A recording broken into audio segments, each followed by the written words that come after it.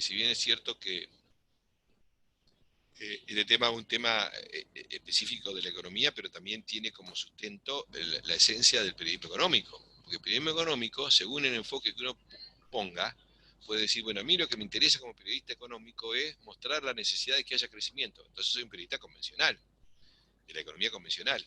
Y lo que le preocupa es que si ese crecimiento anda mejor, con más intervención del Estado, con más intervención del Estado, o lo que sea. Pero no cuestiona, se lo pone como el objetivo central el crecimiento. Eso es una. Y la otra, que en este marco, este sistema, para que haya crecimiento y para que funcione bien, tiene que haber empresarios que inviertan, o sea, que amplíen la capacidad productiva. Y los empresarios, para ampliar la capacidad productiva, lo van a hacer siempre que consideren que van a obtener una máxima ganancia. Entonces, el sistema también tiene que garantizar condiciones rentables para los empresarios. Para que el empresario busque la máxima ganancia, quiere decir que eso va a significar mejoras sociales.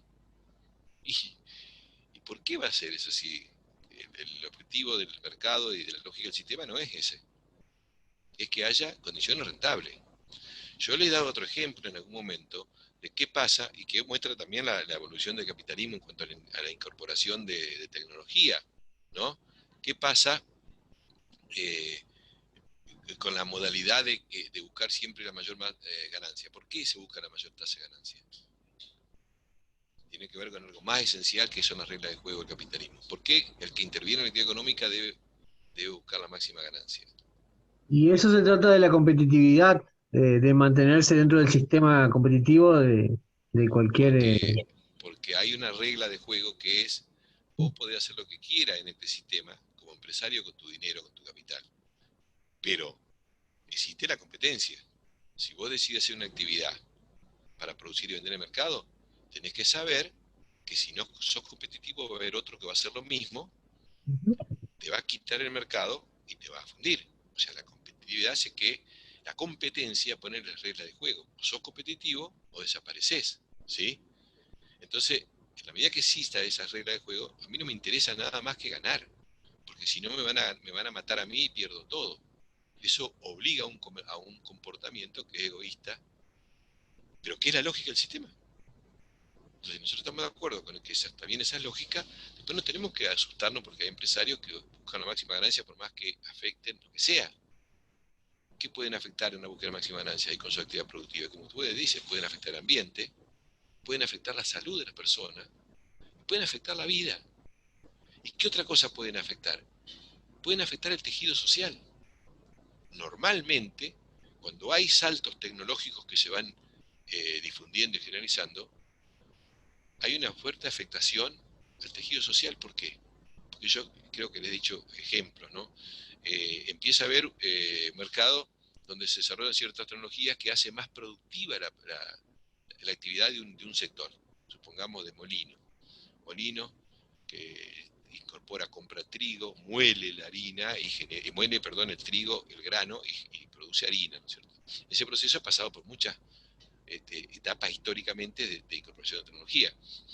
La forma más vieja es cuando el trigo se transporta con fuerza humana y se está llevando y se hace presiones para que eso después se muela y salga la harina.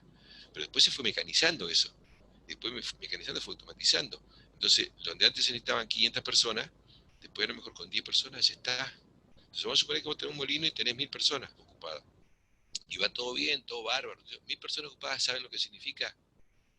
Que hay 1000 familias que viven, que satisfacen sus necesidades en base al ingreso que obtienen como trabajadores de ese molino. ¿Sí? ¿Sí? Hay una sociedad que en parte tiene eso. Ahora, ¿qué pasa si de pronto hay una nueva tecnología que hace de que todo ese proceso se pueda automatizar? Entonces, en lugar de 1000, yo con 15 personas puedo hacer la misma o mayor cantidad en mucho menos tiempo y obviamente con menos costo. Y yo sé que hay otros empresarios que lo están incorporando y yo tengo ese molino con 1000 personas. ¿Qué hago yo frente a esa competencia? Una regla de juego de este sistema. Y va a querer comprar esa maquinaria para estar al mismo nivel de producción. Sí, ¿para qué? Para que no te borren del mapa y para borrar vos a los otros primero. ¿Sí? Es decir, estás obligado a ser competitivo. Pero si vos tomás esa decisión de dejar 15 en lugar de 1000, vos estás dejando casi 1000, o sea, 985 personas fuera, ¿sí? Porque sobran, ¿sí? Y vos al tomar esa decisión, ¿qué estás haciendo? Estás destruyendo tejido social, estás destruyendo familia, estás generando un desempleo para aquel que no tiene empleo, no tiene recursos en este sistema, se satisfacen necesidades, yo tengo ingreso y pago. Ahora, si no tengo ingreso, nadie me va a regalar una casa, ni me va a dejar que viva gratis, ni va a dejar que me va a regalar ropa o me va a regalar comida. Significa que de pronto una familia, o 100, o casi 1000 familias, dejan de tener un ingreso. Y eso, chicos, entiendan, eso es progreso, eso es crecimiento, eso es competitividad, eso es aumentar el valor agregado, y eso es aumentar el PBI. Entonces, esto es lo que nosotros decimos que el crecimiento se produce sobre la base de ser más competitivo, y ser más competitivo muchas veces, además de destrozar ambiente, porque arruinamos recursos, porque quemamos energía y porque tiramos desechos, también destrozamos relaciones sociales y destrozamos sociedad. Claro, como dice Priu, progreso, pero ¿a qué costo? ¿Qué es lo que nos Y interesa eso, si nosotros, ¿sí? no, que eso lo notamos ahora, que lo estamos mirando de una perspectiva crítica, pero en realidad en los medios de comunicación esto no lo cuentan, no se refleja. Es crecimiento, PBI, de ahí no avanzan. No ven todo el trasfondo, todo lo que implica el crecimiento. Exactamente. ¿Por qué lo que dice acá mi ayudante cátedra, que ya la tenemos para el año que viene, así que ya que lo tenga en cuenta, ¿por qué para economía, para periodismo económico?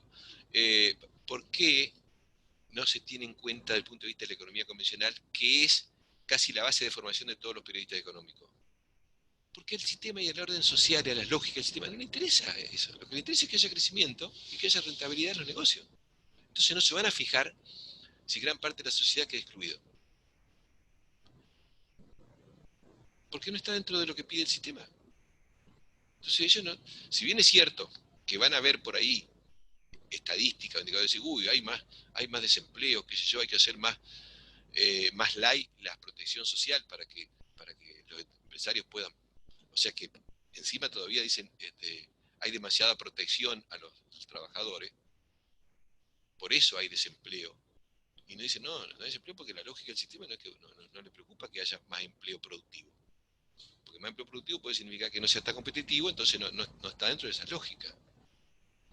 Entonces, esto es lo que yo le digo como esencia de la crítica a los enfoques convencionales. No miren que el crecimiento se pone como objetivo central, aunque destruya sociedad y aunque destruya ambiente. Y crecimiento básicamente, dentro de las reglas de juego de este sistema, normalmente genera desigualdad, genera destrucción ambiental, porque está en la esencia del sistema ese. Entonces puede haber algunos que digan, no, como el payaso del peluquín, ¿no es cierto? Que dice, para que ande todo mejor, no tiene que haber Estado. Si no hubiera Estado, desaparece este sistema. Es un payaso mentiroso, ¿no es cierto? Porque el Estado es el principal sostén de este sistema. Sin Estado, este sistema colapsa en segundos, ¿no es cierto? Porque el Estado es el que garantiza de que se respete la propiedad privada, que se respeten las leyes que se sancionan en beneficio de la propiedad privada. El Estado es el principal garante de esto, ¿no es cierto? Entonces, ¿qué pasa? Los economistas convencionales se pelean para decir, no, bueno, pero ahora se postula encima. Y no solamente que lo grave que se postule, era grave ya cuando el periodista le ponían un micrófono, un payaso, un burro que habla, sino que Milei, ahí están ¿quién, preguntando. quién tenía duda del payaso el peluquín? Sino, lo grave de todo esto es que como en su discurso aparentemente se diferencia de los políticos que predominan en la Argentina, que no tienen grandes diferencias, pero generan una falsa división en la sociedad. Entonces tiran un discurso así diferente y parece que lamentablemente tiene mucha repercusión en jóvenes, porque hay un gran analfabetismo político. ¿Qué quiere decir analfabetismo político? No es que no sepan de partidos, no. analfabetismo político significa desconocer las cuestiones centrales de los problemas de la sociedad. Eso no era común en los años 60 y 70. La gente estaba un poco mucho más interiorizada. Hoy no. Antes había debate sobre qué es lo que proponía un partido, una plataforma electoral. Hoy es a ver quién tiene la imagen más bonita, o más loco, más qué sé yo, que prende más. Y no le importa nada de qué es lo que va a hacer y lo que no va a hacer. Eso no se discute. Además nadie discute el sistema, ¿no es cierto? Mucho menos el modelo. Bueno, pero volviendo a lo nuestro, yo lo que quería destacar, porque era el tema central de lo que dio Rubito, PBI y crecimiento, es algo que no noté en las crónicas, y es precisamente no tanto la crítica al problema social, que si bien es cierto que lo mencionan mucho, ¿no es cierto?, que este crecimiento se hace muchas veces sin una adecuada o una razonable distribución de la riqueza, por eso puede haber crecimiento y puede haber cada vez más desigualdades sociales, sino que además, vamos a ver la pregunta de Apriu, a ver qué nos dice. ¿Mm? ¿Por qué Argentina en vez de comprar para ensamblar todo acá empieza a producir? En vez de comprar, ¿qué? En vez de comprar todo para ensamblar, ¿por qué no empieza a producir más Argentina? Bueno, ya vamos. Apriu, yo había quedado con Apriu, que si yo me demoraba mucho hablando de este tema, me iba a orientar un poco y decir, bueno, vamos Luis, vamos adelante, ¿viste? Ya vamos enseguidita a eso. Antes de entrar en eso, yo, el último comentario, si no se enoja Apriu, es que ustedes señalaban, no sé si coinciden o no, de que materialmente crecimiento significa depredar recursos en cantidades cada vez mayores y a velocidades cada vez más importante, quemar energía cada vez más, mayor cantidad y tirar desecho. Eso es crecimiento. Entonces, yo lo que noto como déficit es que dentro de los economistas convencionales dicen, sí, tiene que haber crecimiento, pero con mejoras sociales. Y lo que yo sostengo es que no debe haber crecimiento, que no es necesario depredar, quemar energía y tirar recursos, sino que hay que modificar sustancialmente la modalidad en la que consumimos, producimos y contaminamos. Que no es lo mismo. ¿Por qué? Porque crecimiento, que significa eso, significa sacar recursos, quemar energía y tirar desecho, ya está provocando desde los años 80 del siglo XX, del siglo pasado, ¿sí? Ya desde esa época, nosotros en nuestra actividad en el planeta hemos superado la capacidad que tiene el planeta de soportar ese ritmo. Ya no va más. O sea que a partir de esa época, o sea, fíjense, estamos hablando de cuántas décadas, de 4 décadas. Hace 4 décadas que nosotros ya estamos superando la capacidad que tiene el planeta de soportar nuestra actividad. ¿Y eso qué significa? Que ya no se reponen más los recursos que estamos quemando, que estamos tirando, que estamos depredando.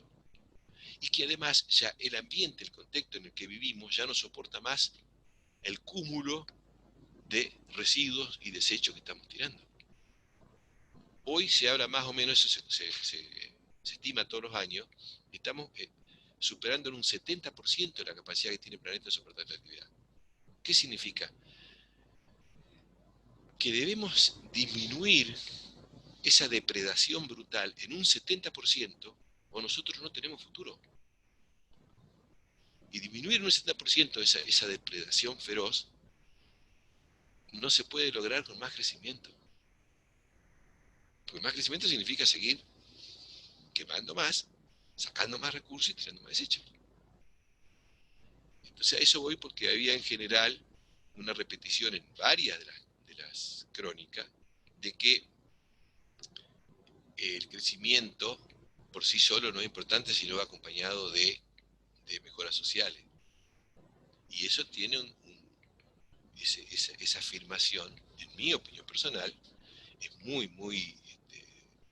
relativa o criticable, porque el crecimiento a esta altura digamos, de la evolución de la humanidad en el planeta, es un imperativo frenarlo. Ustedes habrán escuchado hablar de que uno de los problemas que tenemos como sociedad en este planeta es el calentamiento global. Lo hemos hablado nosotros, ¿se acuerdan? Y el calentamiento global se genera porque nosotros emitimos una mayor cantidad de gases de efecto invernadero que hace de que se acumulen más en la atmósfera, que retengan más rayos solares de lo que debe retener y que va aumentando la temperatura media del planeta.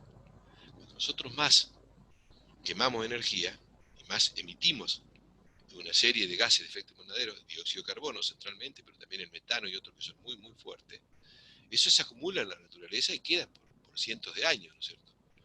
Entonces, un mayor crecimiento y la mayor quema de energía puede ser acompañado por mejoras sociales, pero no se puede hacer más. ¿Por qué? Porque nosotros vamos hacia una situación de colapso grave que pueden impedir que como seres humanos podamos seguir viviendo en este planeta. En términos muy cortos, en términos históricos, en términos de 3 décadas, 4 décadas. Los informes del Comité de Expertos Intergubernamentales de Naciones Unidas para el Cambio Climático son cada vez más letales y catastróficos. Y están estudiando cómo se acumulan los gases de efecto invernadero, cómo emitimos gases de efecto invernadero y las consecuencias que trae. Y va a llegar un punto, se dice que no tenemos que superar en 1,5 grados la temperatura promedio que tenía el planeta para la vida humana hasta cuando se dio la revolución industrial. No tenemos que superar 1,5 puntos, porque sería, digamos, un riesgo muy grande, y si superamos los 2 grados, ya ahí estamos casi sin saber si podemos... Profe, Sí, le hago una diga. consulta que estoy pensando, capaz que me estoy desviando mucho del tema. Nosotros estamos viendo que el sistema capitalista, digamos, es insostenible en el tiempo. ¿Qué comparación supone o merece, digamos, los otros sistemas económicos, aunque es medio incomparable por el hecho de que no han sido tan hegemónicos como el sistema capitalista?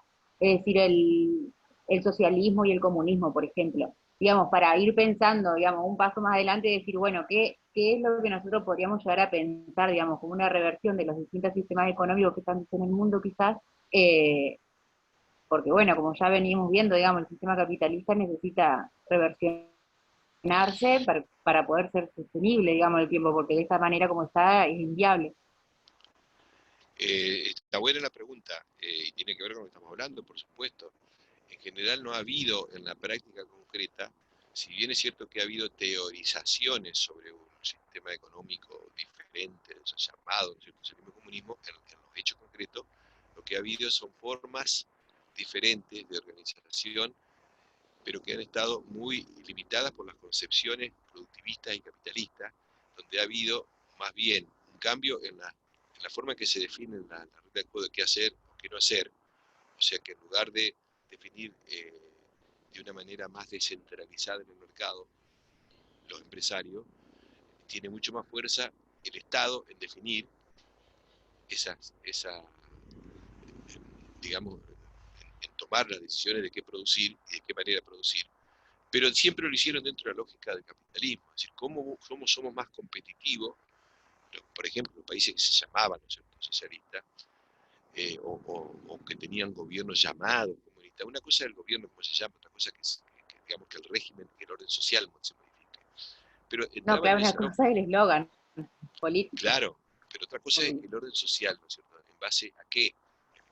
Según la teoría, este, que puede ser tal vez la propuesta de Marx o de algunos otros teóricos, el socialismo es donde es una sociedad donde son los productores, los dueños efectivos de los medios de producción y los que toman las decisiones de qué hacer y cómo hacer. En las experiencias concretas del llamado socialismo real, los productores la miraban desde abajo. Son capas burocráticas que manejan el Estado y que toman las decisiones en nombre de, tomaban las decisiones en nombre de, pero tomaban las decisiones de una manera bastante, digamos, autoritaria y centralizada, y entraba en una competencia para ver quién crecía más rápido. Si crecía más rápido en su momento lo que era la Unión Soviética, o si crecía más rápido Estados Unidos. Pero no era esencialmente otras formas de consumir y otras formas de producir, sino que era ver que producimos lo mismo, es decir, ni hablemos de la República Popular China, ni hablemos, porque ahí también era ver cómo producimos más. Y ahí no importa si se depreda el ambiente, si se destruyen las relaciones sociales, era ver cómo logramos ser y cómo aumentamos el crecimiento y superamos a Estados Unidos. Y eso supuestamente es otro orden social, y no, si tiene más multimillonarios hoy que cualquier otro país. La República Popular China es supuestamente República Popular China, es socialista como gobierno comunista. Digamos, no hay un cambio de escenario profundo. Pero el tema es que en la medida de que esa lógica productivista, de decir, bueno, pero hay que producir más, porque producir más, es más competitivo, terminan todos con los mismos resultados. O sea, tratando de organizar el mundo de una manera de que es sostenible. O sea, China, para lograr ese crecimiento que tuvo, pasó a ser el principal depredador de bienes. Estamos gran chiquero, esa no puede ponerse como prioridad la máxima ganancia y el máximo crecimiento. Ahora, entonces no estamos en el sistema. Los que supuestamente plantean hacer este sistema más social y más verde, es como decir, bueno, vamos a pintarlo por arriba, pero no cambiamos la estructura, cambiamos lo mismo, le ponemos otra pinturita. Lo pintamos de rosado, de verde, pero nada más. Porque mantienen la lógica de que los negocios tienen que ser rentables y que tienen que lograr el máximo crecimiento. Pero eso sí, sin contaminar menos, sin tirar tantos recursos. Sí, bueno, pero no da más este planeta, no alcanza. ¿Por qué? Porque como es necesario producir más, es necesario consumir más. Y para consumir más, el consumismo, no importa qué consumís, lo que importa es que se consuma. Entonces deja de ser importante la calidad de vida. Uno puede tener calidad de vida, y eso tiene que ver con las propuestas alternativas a este modelo, que es que podemos tener mejores condiciones de vida, podemos tener, y deberíamos tener todos, acceso a un sistema de salud, pero un sistema de salud clave que plantee la salud primaria y preventiva antes de los remedios después que estás enfermo. Pero eso no es negocio para el sistema de salud. Porque si nosotros no nos enfermamos, colapsan justamente uno de los grandes depredadores del sistema, que son las grandes corporaciones mafiosas, digamos, de los productos farmacéuticos. Si nosotros no tenemos salud, son muchos los que dependen de las enfermedades de la gente para ganar. Entonces, cambian las lógicas. Nosotros podemos ser muchos más. Inclusive hay enfermedades, nosotros como el cáncer, que mueve cifras que ustedes no saben, son fabulosas. O sea, un remedio para una persona con cáncer. Cuando el cáncer se puede combatir, prevenir, evitar y hasta erradicar con un cambio en la dieta y en muchas de las formas en que tiramos la energía o un montón de productos químicos que son altamente cancerígenos al ambiente. Ahora, ¿qué pasa si nosotros hacemos cambiando el estilo de vida y mejorando la alimentación? Y se acabó el negocio. Eso no es el negocio de los grandes laboratorios. Su negocio es la enfermedad y es vender más. Entonces, a eso voy cuando decimos sistema. Digamos, formas de organización social donde la prioridad pase a ser la calidad de vida de la gente. Y la calidad de vida de la gente no tiene por qué ser la base de que tengo que comprar más, tengo que tener más y tengo que tirar más. Ustedes Profe, tienen... Sí, escucho. yo tenía una duda parecida a la de Erika, entonces no se trataría como de cambiar el sistema, tirar abajo el capitalismo, sino sería más que nada replantearse las formas de producir y de consumir, más que otra alternativa de sistema. Pero es que justamente eso es que si nosotros queremos cambiar eso, estamos cambiando el orden social. Este orden social se basa en ciertas lógicas que no se pueden modificar. Si uno las modifica, estamos modificando el orden social. Este orden social necesita crecer, para crecer necesita consumir, y no importa qué ni cómo, tiene que sacar cada vez más recursos, tirar más desechos. Entonces nosotros podemos pintarlo de verde o rosa, pero es el mismo. En esencia podemos tirar un poquito más. Si podemos hacer algunos productos con tecnología no tan depredadora, pero en el fondo van a seguir siendo la competencia, la máxima ganancia y el máximo crecimiento. O sea, vamos en un momento donde las soluciones tienen que ser drásticas, porque donde decimos crisis civilizatoria, que esta civilización ya no tiene salida. ¿Y qué soluciones pueden ser? Que tienen que ver con cambiarla. Efectivamente, ¿qué es lo que le interesa a este sistema? ¿Que la gente esté mejor? No, que la gente esté insatisfecha. ¿Por qué la gente está satisfecha? Porque si está satisfecha con lo que tiene, no Para tendría ese mantener el orden. comportamiento. No solo eso, sino que esté insatisfecha es para que vaya a comprar más, para que compre cada vez más. Chico, cuando todavía no estaba esa necesidad tan imperiosa de ampliar y ampliar, ampliar escala de venta y de producción, se producían cosas que duraban décadas, ¿sí? Uno llegaba a la edad de terminar la primaria, le enseñaban la bibliografía, le compraba una maquinita de escribir y con eso podía estar toda su vida laboral con su maquinita, una máquina de escribir. Una familia se compraba una heladera y le duraba 30, 40 años la heladera. Hoy con los Profe, avances, sí, con los vehículos pasaba lo mismo. Había autos totalmente, que te duraban 20, 30 años. Ahora pasan 3, 4 años, lo tenés que cambiar. absolutamente. Hoy existe lo que se llama, ya mucho más desarrollado en términos de ingeniería y en términos científicos, lo que se llama la obsolescencia programada, ¿sí? Hoy con la nueva tecnología, las cosas, ustedes saben chicos que hace 100 años se hacían las lamparitas para iluminar, ¿no es cierto?, los focos que nosotros le decimos, que podían durar más de un siglo, sin quemarse. ¿Y qué pasó? Se pusieron de acuerdo las grandes empresas que se fueron dominando el mercado, empresas monopólicas, para producir los focos que se quemaran después de un tiempito. Y cada vez se quemara más rápido, ¿por qué? Y porque si no, no podían, si la lógica de crecimiento, y si todos tienen un foco, ¿sí?, para alumbrar en su casa, que no se quema nunca, entonces eso afecta a la lógica de este sistema.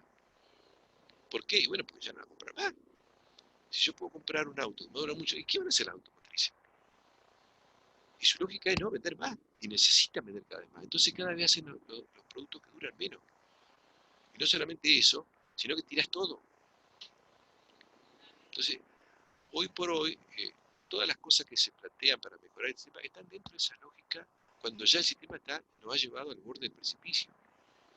Entonces, ¿podemos ser más felices? Por supuesto que sí, pero que con mejor calidad de vida, por mejor sistema alimenticio, por mejor sistema nutricional, educativo, sanitario, todo puede ser mejor. Y sin consumir tanto.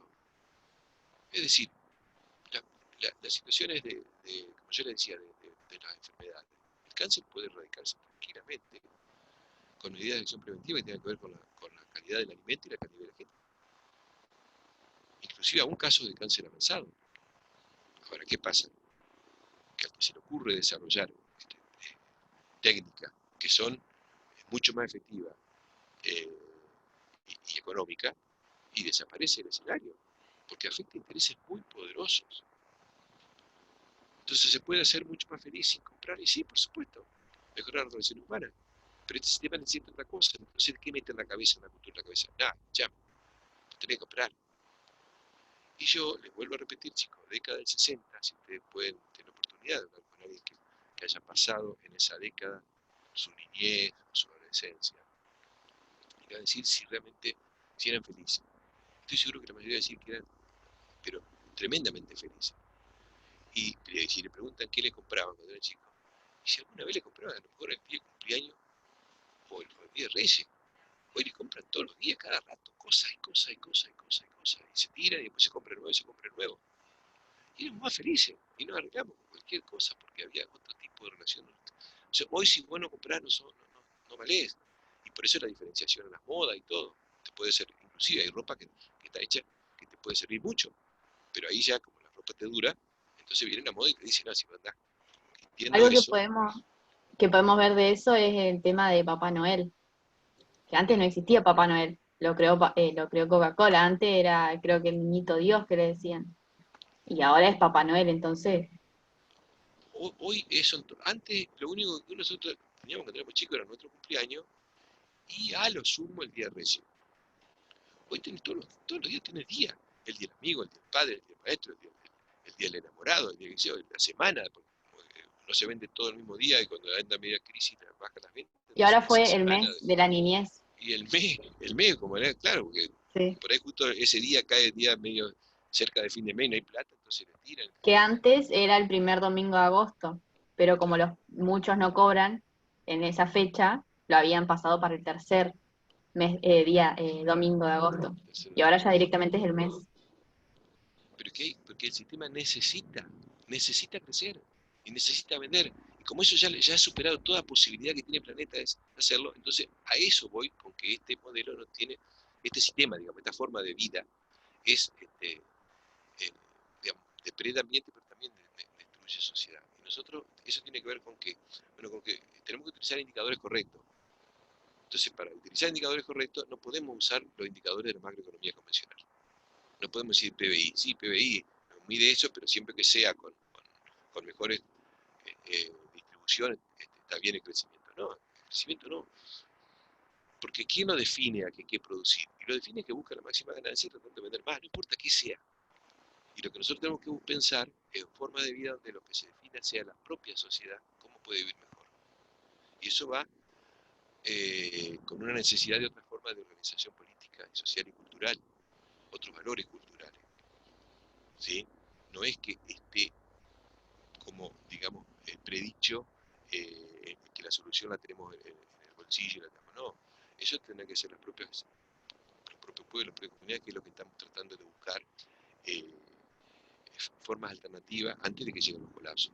Porque nosotros estamos frente a situaciones de colapso que son algunos ya inevitables y que van a venir sí o sí en corto plazo.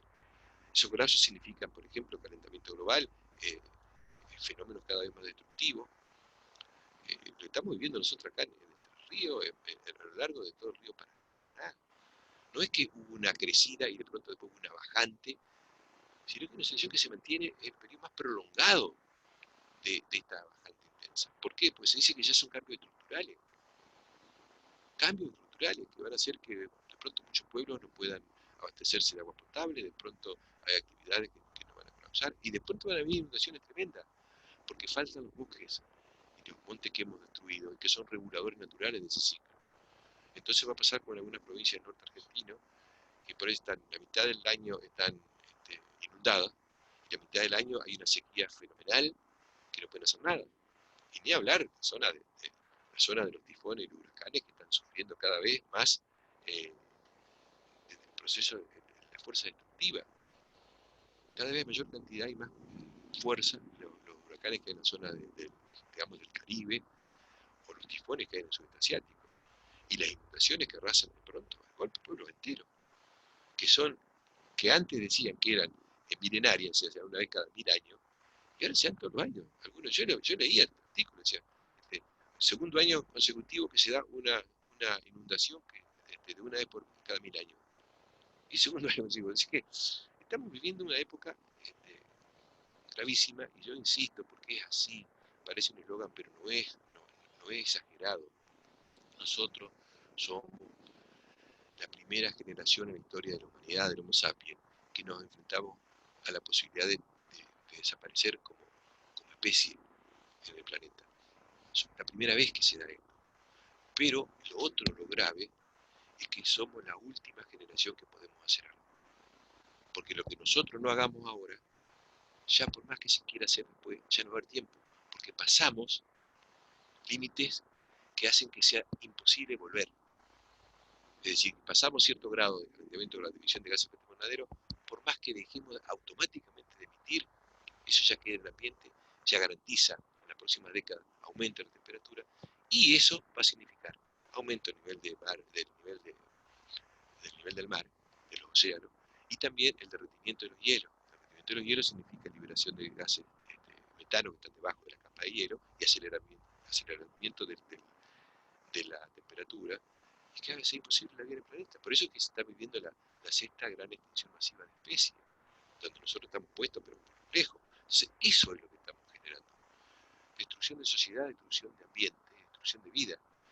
Y si no se discute a fondo, quedan todos en soluciones cosméticas, en eslogan que nos hacen creer que si nosotros tenemos, bueno, capitalismo verde, capitalismo, qué sé yo, social, el capitalismo en su esencia es esto.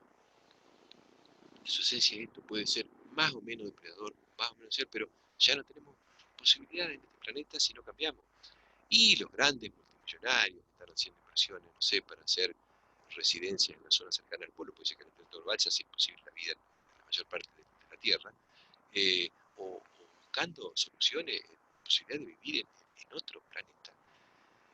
Es un delirio, porque es mucho más fácil mejorar las condiciones de vida de todos acá, en este planeta que es lo mejor que tenemos, el único, no el mejor, el único. ¿Qué? Esa locura, ¿no es cierto?, de ya empezar a comprar terreno en la Luna, ¿no?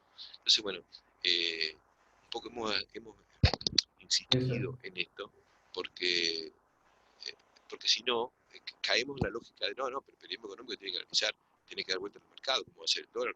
Sí, no, mirá, podés estar entretenido con eso, pero mientras tanto, esto que es esencial, no lo analizan. Y mejoran las condiciones de vida. Y no, pero lo importante es la bolsa, el mercado, lo que sea. No tengo que ir a trabajar. La pobre Auche tiene que ir. En Ahora todos lados.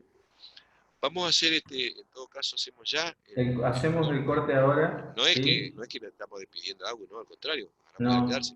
Pero para más para información cerrar, para más información del foco, está encendido desde 1901 y en el 2018 había cumplido 117 años de manera interrumpida encendido.